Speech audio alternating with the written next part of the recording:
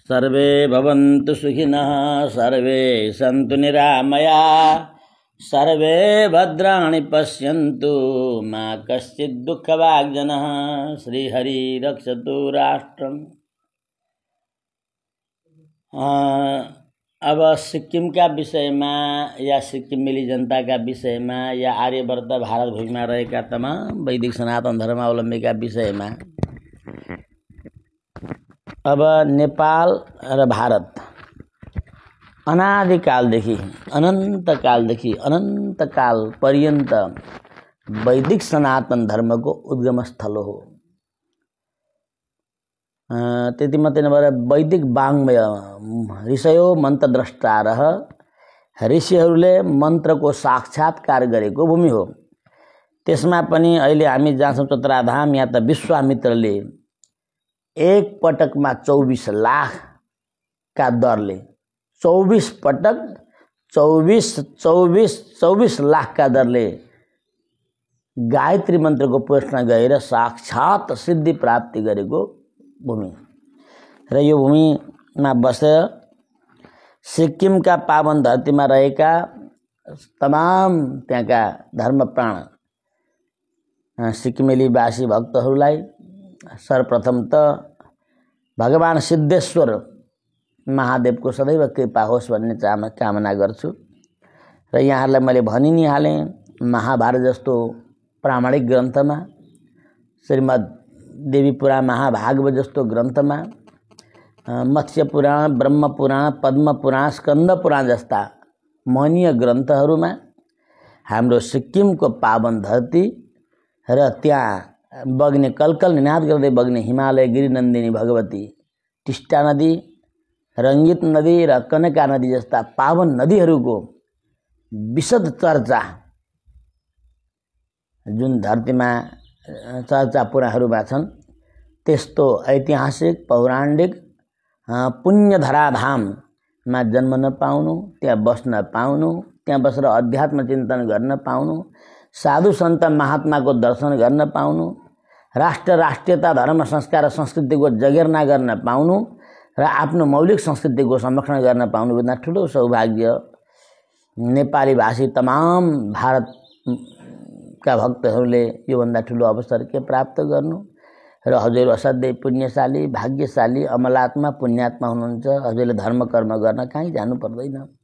टिस्टा नदीमा स्नान गर्नुहोस्, रङ्गित नदीमा स्नान गर्नुहोस्, कनका नदीमा स्नान गर्नुहोस् र त्यहाँ गएर आफ्ना पितृ देवताहरूको श्राद्ध गर्नुहोस्। तज्जल स्पर्श मात्र मुक्तो भवति मानवा। ती पवित्र हिम नदीका जलमा गएर स्पर्श गर्ने बित्तिकै समग्र पितृहरू परमोक्षलाई प्राप्ति गर्दछ। तत्र स्नानम च दानम च कृत्वा कोटिगुणम भवेत्। त्यो ठाउँमा गएर स्नान, दान, सत्कर्म आदि जे गर्छौँ त्यो करोडौँ पुण्य दिनेवाला हुन्छ। शिवलोकपुरी रम्यः प्रतिष्ठा नगरी शुभः यत्र प्रवहति गंगा त्रिस्रोता विश्व पावनी पापनाशिनी। जहाँ शिवपुरी नामको लोक, त्यो शिवपुरी नामको लोक हो सिक्किम र त्यहाँ त्यसलाई प्रतिष्ठा नगर पनि भनिन्छ र त्यहाँ चाहिँ साक्षात टिस्टा नदी प्रवाहित हुनुहुन्छ। यसकारणले पनि त्यो धरती अत्यन्तै वन्दनीय, पूज्य, स्तोत्य धाम हो र यहाँका हाम्रा सिक्किमका समग्र धर्म प्राण भक्तजनहरूमा सदैव यसै प्रकारको राष्ट्रभक्ति, देश प्रेमको भावना जागोस्। साथ अध्यात्ममय पथमा हिँड्ने शक्ति सामर्थ्य पनि भगवान सिद्धेश्वर महादेवले र राष्ट्रदेव पशुपतिनाथले सबैलाई प्रदान गर्नुहोस्।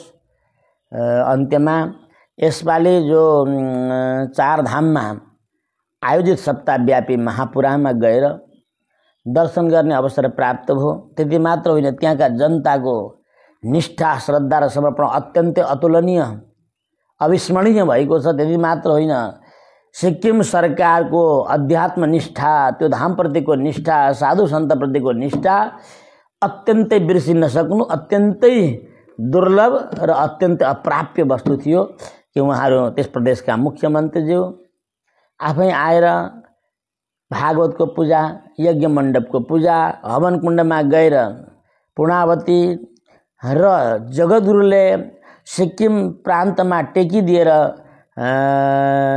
त्यस देशको महिमा गाएकोमा उहाँ जति प्रसन्न हुनुभयो त्यो देखेर हामी सारा नेपाली राष्ट्रवासी धर्मप्राण नेपालीहरू र प्रथम जगद्गुरु चतरा धामका हामी सबै नै अत्यन्तै गदगद भएका छौँ र मुख्यमन्त्रीजीलाई पनि यो अध्यात्म राष्ट्रवाद राष्ट्रभक्तिको सत्कर्ममा सदैव भगवानले प्रदान गरिरहनुहोस्, कृपा गरिरहनुहोस् र त्यहाँका जनतालाई पनि भगवानले कृपा गरिरहनुहोस्। साथै चार धाम क्षेत्र विकास समितिका सम्पूर्ण पदाधिकारीहरू गुरुहरूले गर्नुभएको ममता स्नेह असाध्यै विस्मरणीय छ। कहिले विस्मरण गर्न सकिन्न, अविस्मरणीय भएको छ। उहाँहरू सबैलाई भगवानको महती अनुकम्पा अनुग्रह प्राप्त भइरहोस् भन्ने शुभेच्छा शुभकामना शुभभावना। प्रथम जगद्गुरु चतरा धाम कौशिकी वराक क्षेत्र बरा भगवानको सन्निधिबाट सबैको कल्याण उपकार दया र कृपा भगवानको भइरहोस् भन्ने कामना गर्दछु। अस्तु। भगवान की जय।